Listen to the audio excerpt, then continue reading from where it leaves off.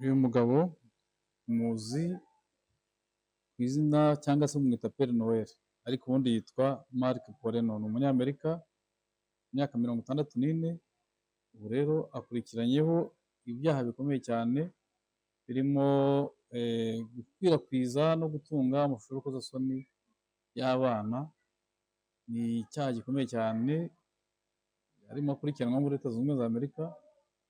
Ubu yagejejwe mu rukiko, urabona ko yagejejwe imbere y'urukiko, agiye kwisobanura kuri ibyo bintu akurikiranyweho, ko basanze muri mudasobwa ye harimo amashusho menshi, amafilime menshi, amavidewo menshi y'urukozasoni ariko akorerwa abana, akoreshwa abana.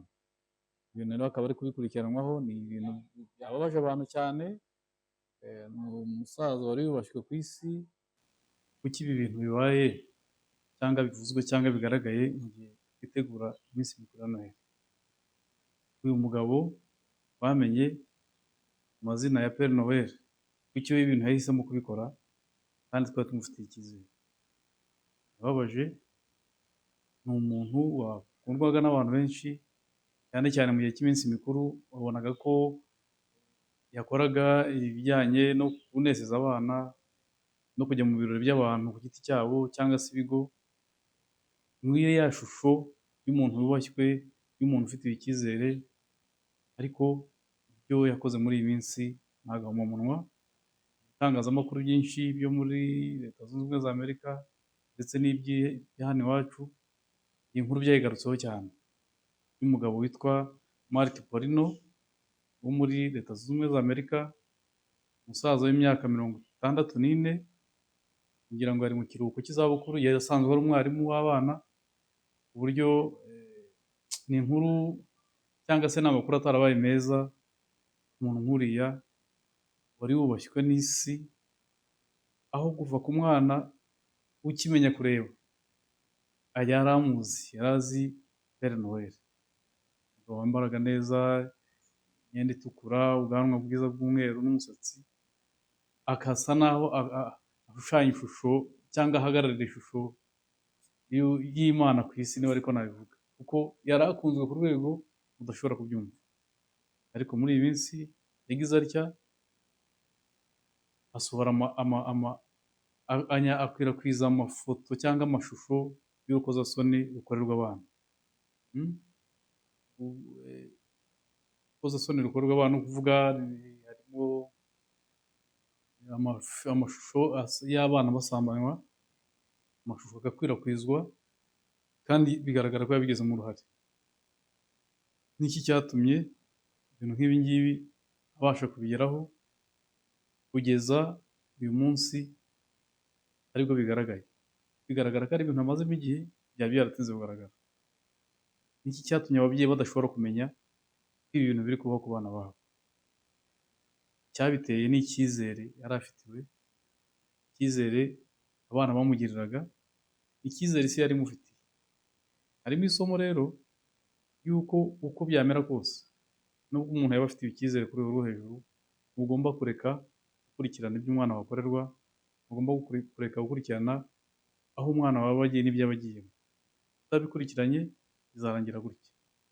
Tugarutse rero kuri uyu mugabo Mark Polino, uri gukurikiranwa n'ubutabera bwa Leta Zunze Ubumwe za Amerika, uburyo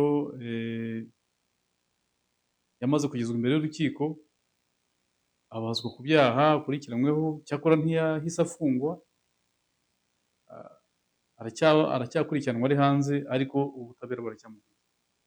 Icyo bisobanuye ni uko iki cyaha kiramutse kimuhamye cyo gukwirakwiza no gutunga amashusho y'urukozasoni, ariko cyane cyane yakorewe ku bana, no kuyakwirakwiza, nubwo ataba yarabigizemo uruhare rufatika ngo abe yaragize uruhare mu gufata amashusho cyangwa se no mu gukora ayo mashusho, ariko arayatunze kandi agira gute, arayakwirakwiza. Uko byamera kose ubutabera buzakurikirana bumenye niki cyatumye ayo mashusho ayafite, kuko muri mudasobwa ye basanzwemo amagana n'amagana y'amashusho y'urukozasoni zikorerwa ku bana, filime pornographique zikoreshwa abana. yabisanze muri mudasobwa ye, noneho akaba n'umuntu wari inshuti y'abana, wabanaga n'abana. Ubwabyo ni ikibazo gikomeye cyane. Ndibwira ko ababyeyi mugomba gushaka ukuntu muganiriza abana, kuko byanze bikunze iyi nkuru nibayimenye cyangwa nibabona ibi bintu bizabababaza umutima, batangiye kutagira icyizere umuntu ari we wese, kuko uyu mugabo rwose abana baramukunze, si n'abana kandi n'ababyeyi twamukundaga kuko yatumaga abana bacu bishima, no mu birori bindi yanezezaga abantu. Ni ugushaka rero uburyo bwiza uzaganiriza abana, ariko mukongera imbaraga cyane mu kubarinda. Mu gihe mufite abantu bizewe cyangwa ibintu bizewe bagiyemo, mukongera ingufu mu kubarinda no kubakurikirana ibyo baba bagiyemo. Mutabikurikiranye muzajya musanga nyine barakoreye ibyaha nk'ibi ngibi n'ibitamenyekana kandi bibakorera. Mu by'ukuri rero uyu mugabo wari kimenya bose ku isi yose, mu moko yose y'abantu, mu ndimi zose, mwabonaga buri gihe hacamo igihe cya Noheli umugabo yabaga arimo, hacagamo amafoto ye, ibyo yakoze buri gihe mwabonaga ko uyu mugabo agaruka mu gihe cya Noheli. Nta muntu utamuzi rero. Bajya no kwambara, abana bakambara nka we, bakisanisha nawe. Urumva ko rero skandal ni shocking, ni ibintu bishobora gutuma umwana wamukundaga agira imitekerereze bimugora kubitekereza no kubyumva. Kumva ukuntu kuri Noheli uyu mugabo atazongera kugaragara ngo abanezeze nk'uko yari asanzwe abikora, kumva ukuntu abantu bajyaga bamutumira mu birori batazongera kumutumira, kuko ndibwira ko bitazashoboka mu gihe cyose agikurikiranwa n'ubutabera.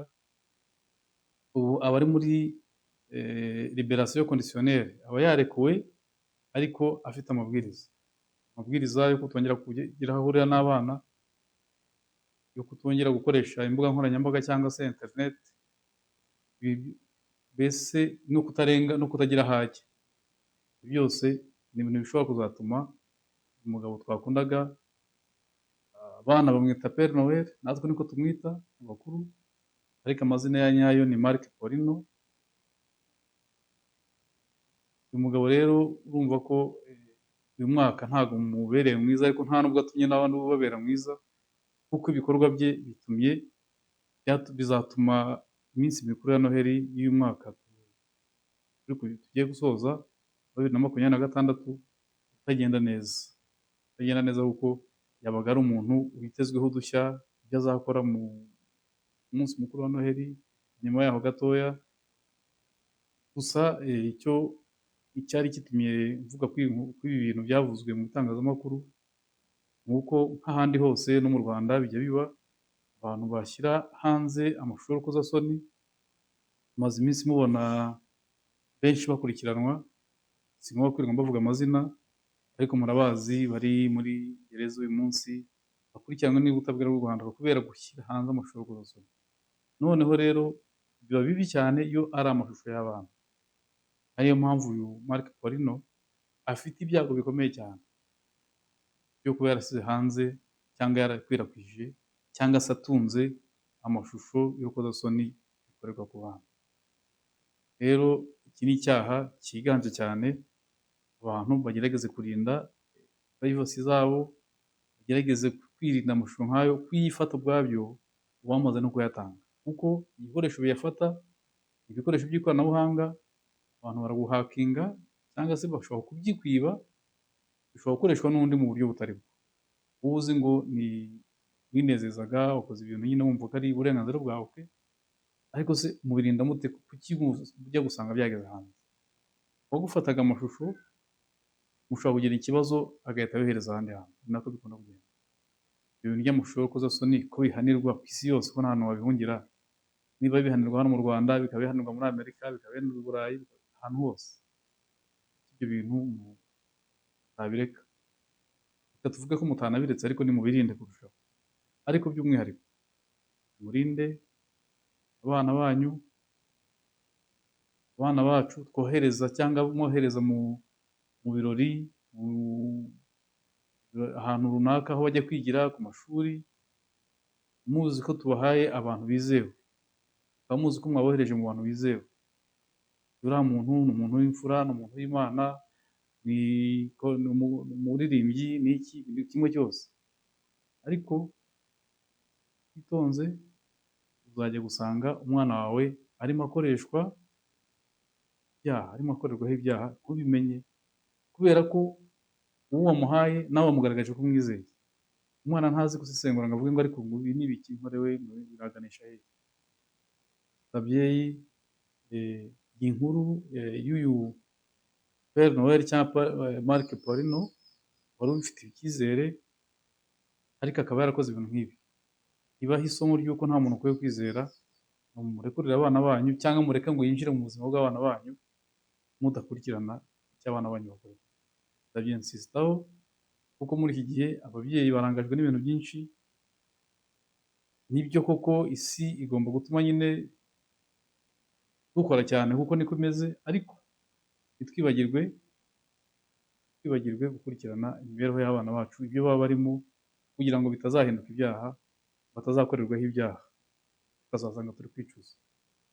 Naho uyu we rero kugira ngo ubwamamare bwe cyangwa se kwamamara kwe bishobora kuba bigenda bizamo ikibazo, ntawamenya niba azaba umwere ku byaha akurikiranyweho, ariko nubwo yaba umwere kaba kaciyemo, isi yose iba yamutangaje. Ni na ngombwa ko bitangazwa kugira ngo hatongera kugira abamugirira icyizere. Niyo mpamvu bitangazwa, abantu bakabimenya, bikavugwa, natwe turabivuze kubera ko n'abandi babivuze. Byavuzwe mu bitangazamakuru bikomeye, kandi ni ukuri. Twamubonye mu rukiko arimo abazwa, nubwo wenda akatirwa acyari umwere, natwe ntitumuhame icyaha, ariko nibura arakekwaho icyaha cyo gukwiza no gutunga amashusho y'urukozasoni by'abana, filime porunogarafique z'abana. Ibyo ni ibyaha bikomeye cyane. Urumva rero sinagira ngo mvuge byinshi kuri uyu mugabo, ariko nagira ngo nkembure ababyeyi bamenye ko kuba umuntu afitiye icyizere, kuba umuntu mufitiye icyizere, mutagomba kwizera ko atahemukira abana banyu, cyane cyane ku bana, kuko yivugiye kubera uyu mugabo yari inshuti y'abana cyane. Twese twabonaga nyine yari umuntu wishyiriweho n'Imana ikamuhera impano, ukundwa n'isi yose. Ariko murumva nyine uko bigenda birangira ntawamenya. Gusa tuzakomeza gukurikirana ibye, tuzabagezaho n'ibindi bizaba bimwerekeye, niba bitewe n'uko bizaba byararangiye. Ariko ndibwira ko rwose iyi Noheli tugiye kwinjiramo ntabwo izanezeza abana cyane, kubera imyitwarire y'uyu mugabo yaje itunguranye no mu bihe bya Noheli, kandi twitegura. Reka mbashimire, ndizera ko mugiye kujya mukurikirana ibyerekeranye n'ibyo abana banyu baba barimo, nubwo baba bari kumwe n'abantu bizewe n'ahantu hizewe, ariko ukagira umwanya ukamenya ngo ariko umwana wanjye koko aho ari koko nta kibazo afite. Ndabashimiye rero, muzagire iminsi mikuru myiza ya Noheli, nubwo yaba itarimo Marc Paulino cyangwa se Père Noël wa nyawe twari dusanzwe tuzi. Hazaza abandi, hazaza undi, ndetse wenda ubikora neza kurusha, ariko uriya we haracyarimo ikibazo. Yihangane. Bye bye. Noheli nziza.